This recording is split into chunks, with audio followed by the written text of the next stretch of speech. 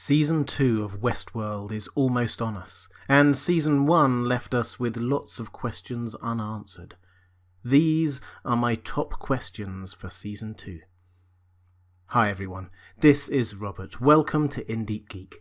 This video is brought to you with the support of my wonderful Patreon community.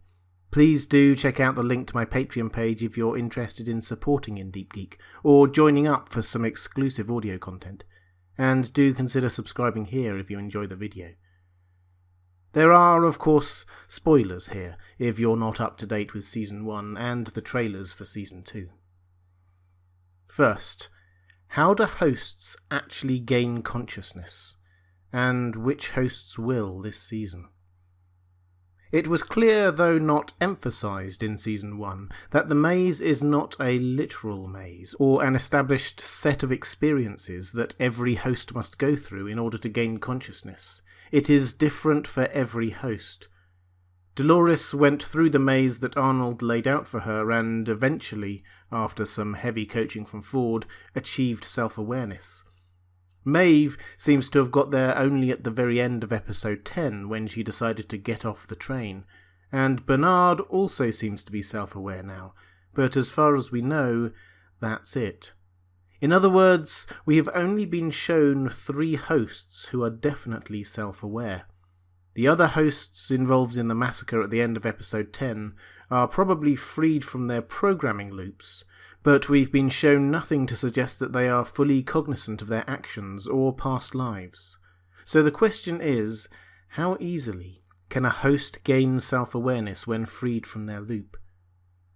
The answer is probably that it varies.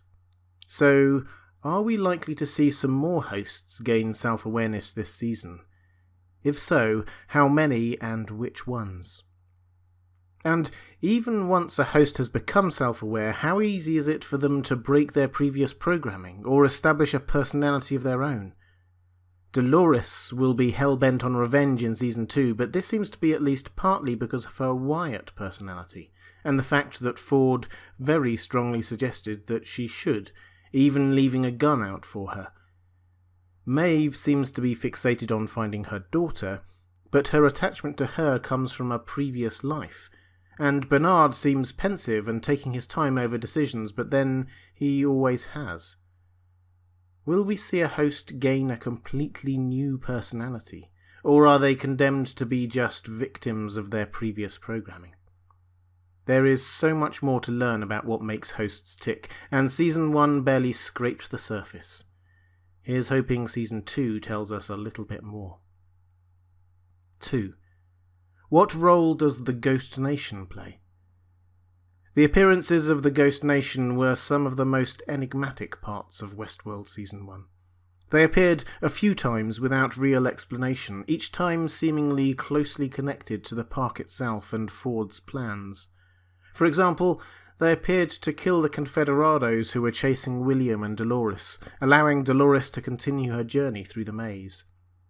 Earlier, a Ghost Nation child dropped a doll of a figure in a radiation suit in front of Maeve, just in time to help jog Maeve's memories. And then several members of the Ghost Nation kidnapped Stubbs in the penultimate episode of Season 1, leaving a significant gap in Delos' ability to coordinate a security response to the massacre in the last episode. Noticeably, they seemed to be immune to Stubbs' voice commands. So, the Ghost Nations seem to be hosts that have been placed there to help facilitate Ford's plans in the park itself.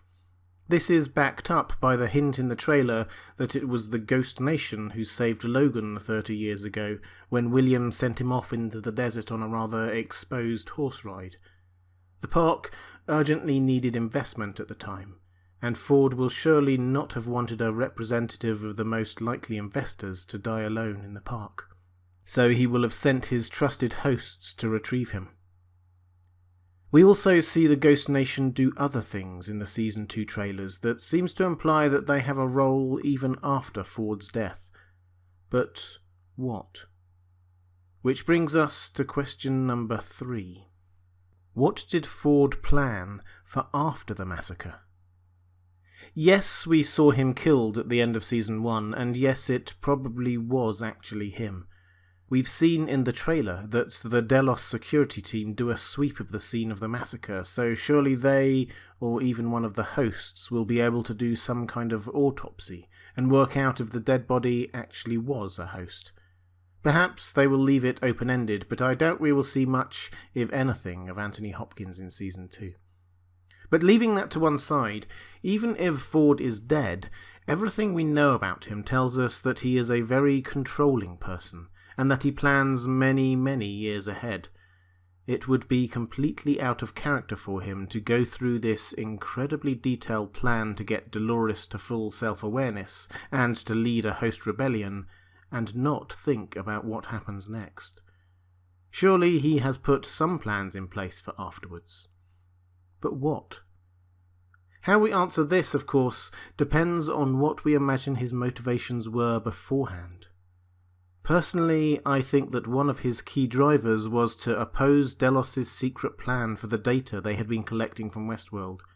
So, what he will have planned is not just a matter of freeing the hosts, but of bringing down Delos.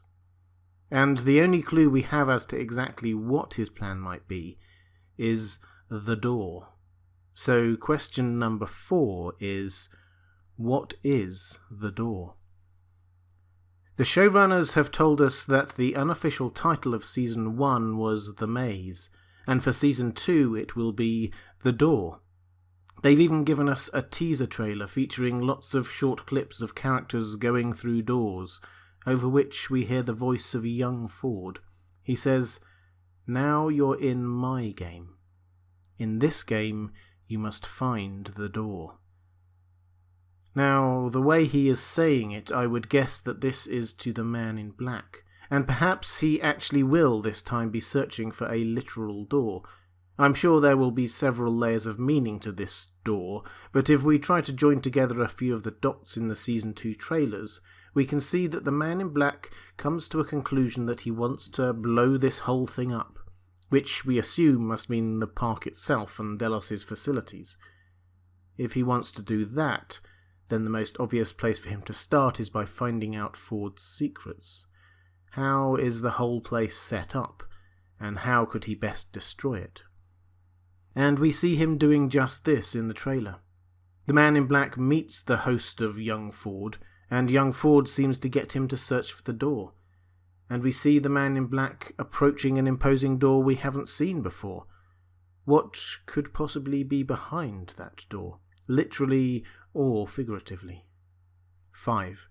What is Delos' plan? All this is, of course, tied in with our understanding of what Delos wants. They are undoubtedly just using the park as a way to extract information, the code. They've told us this a number of times, and it is blatantly obvious that the technology Ford and Arnold developed has applications elsewhere. Medical, military, industrial, and even more sinister. I have done a fuller video on this if you're interested, but this is clearly going to be one of the main revelations of Season 2, discovering exactly what Delos is planning. 6. What really happened between Arnold and Dolores? One of the other things I think we will discover is what exactly happened between Arnold and Dolores 35 years ago. This one is a bit more of a long shot, but there does seem to be something here that doesn't quite add up. The story we are told in Season 1 was that Arnold became convinced that Dolores had gained sentience, and so, by implication, all hosts could gain sentience. There was an argument between him and young Ford about whether she had and what to do about it. Arnold said that the park shouldn't open, and Ford thought that it should. And so Arnold decided to go for the nuclear option. He uploaded the Wyatt program into Dolores and sent her on a killing spree, killing most of the hosts and himself. But when you think about it, this doesn't quite add up. Arnold will have known that the hosts Dolores killed could just be rebuilt. That was the whole point. And he will have known that Ford knew how to make new hosts, and with him out of the way would just go ahead anyway. Yes, he was grieving, and probably not thinking straight, but he will have known that what he did was not going to stop the park from opening. there is something else going on here that we haven't been shown yet. I think that Season 2 will start to show us some of the answers here, and it will do it by showing us the developing relationship between Arnold and Dolores. In the trailer, we don't just see them doing analysis or coaching face to face like we did in Season 1, we see them laughing and apparently enjoying each other's company away from Westworld. Did they fall in love? We'll have to wait to see. And finally, what is going on in the real world? One thing that was very noticeable about Season 1 was quite how insulated the world was that we saw. We only ever saw the Westworld park itself and the Delos facilities. The action spanned 35 years, but never extended more than a few miles from where it started. We never saw the outside world, and aside from a few references to the Delos Corporation or how technology has advanced, we didn't even hear anything about it. All that will change in Season 2. We know we will see Shogun World, another one of the parks, and we've had plenty of shots of what looks like the outside world. This is important because what is happening in the real world changes our perspective completely on what is happening with Delos and the park. Are we likely to see the rest of the world respond in outrage to the massacre at the end of Season 1 and intervene? Or are Delos powerful enough to retain control of the situation? Is Delos technology, and hosts in particular, already out there in the real world, or just restricted to Westworld? What does this mean for Delos' plans? Where even is Westworld? There are so many questions. But what about you? What questions do you have for Season 2? Let me know in the comments below. As I said, please do check out my Patreon page if you're interested in supporting me make more videos like this, or if you want to access more exclusive audio content. And don't forget to subscribe here if you enjoyed the video. Thanks for watching. That's all for this time. I'll see you again soon.